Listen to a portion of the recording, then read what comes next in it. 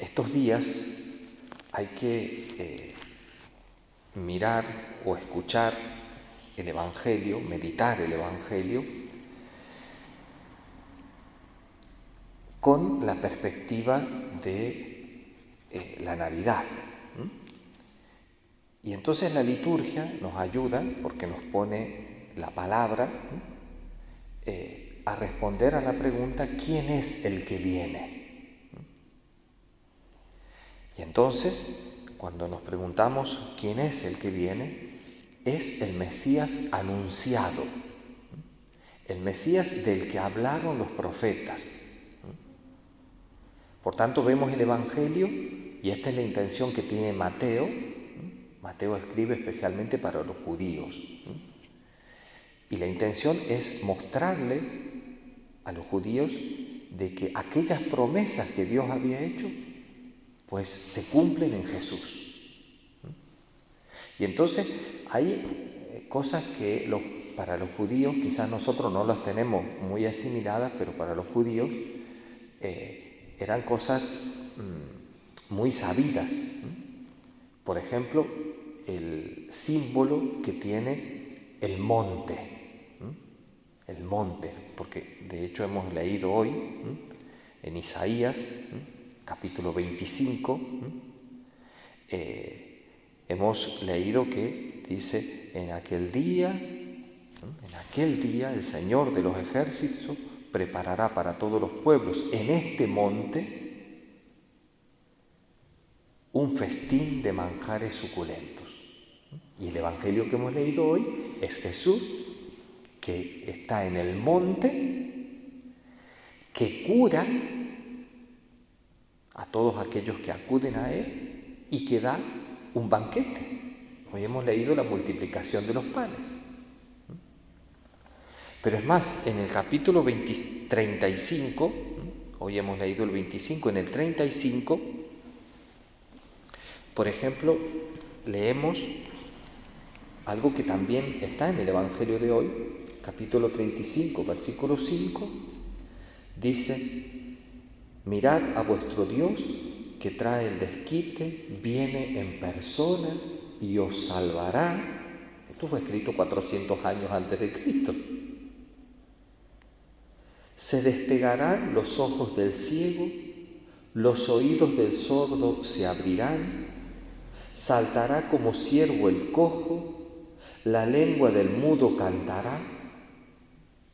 Es decir, los profetas me anuncian aquello que Mateo me presenta. Mira que es este es el que está anunciado por los profetas.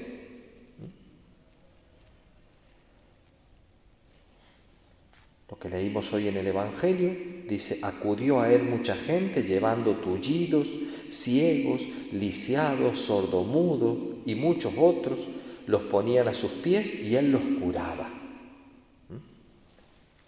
Entonces, los judíos no tienen pega para reconocer que ese es el Mesías. Ahora, otra cosa que debemos tener en cuenta es que la curación de los males del cuerpo es un signo visible de la llegada del Mesías, pero un signo visible de la obra del Mesías, que es la curación del alma. Es decir, se nos anuncia el inicio de la era mesiánica. Y esto es un término que después yo me voy a referir a esto también, la era mesiánica. ¿Cuándo inicia? Cuando llega Jesús al mundo, cuando el Hijo de Dios se encarna, inicia la era mesiánica. Pero los profetas van a hablar no solo de cuando Jesús viene al mundo, cuando llega el Mesías al mundo, sino de toda la era mesiánica. Y la era mesiánica todavía no ha terminado, porque todavía no se ha dado la victoria total de Dios sobre el mal. Todavía hay males, todavía hay injusticias, todavía no se cumple todo lo que profetizaron los profetas. Entonces, en esa perspectiva, vale la pena meditar en estos días y poner mucha atención al Antiguo Testamento. Pues el Antiguo Testamento me anuncia cosas que en cierta manera se cumplieron, porque de modo físico, pues aquel lisiado que empieza a caminar, pues ya es un signo de que Dios está en el mundo, pero también tiene esto un sentido espiritual, de aquellos que todavía, por ignorancia, por muchas razones, no pueden caminar hacia Cristo.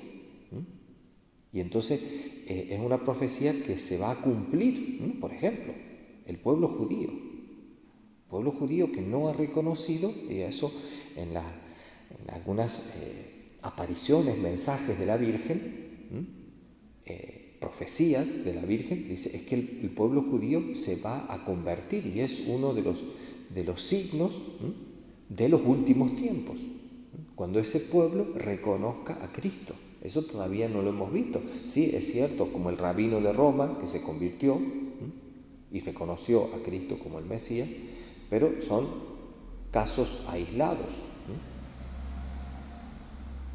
Bueno, todo esto es la era mesiánica de la que nos habla mucho estas primeras semanas del Adviento. Pero como digo, vale la pena ir viendo la relación que tienen las lecturas, porque la liturgia está presentada de un modo sabio, es la sabiduría de la Iglesia. Nos va presentando la palabra y el cumplimiento de la palabra. Generalmente algún profeta del Antiguo Testamento y el Evangelio, el cumplimiento de esa palabra. Pidámosle a Dios nuestro Señor que luz para entender y también para reforzar nuestra fe en que el Señor cumple las promesas.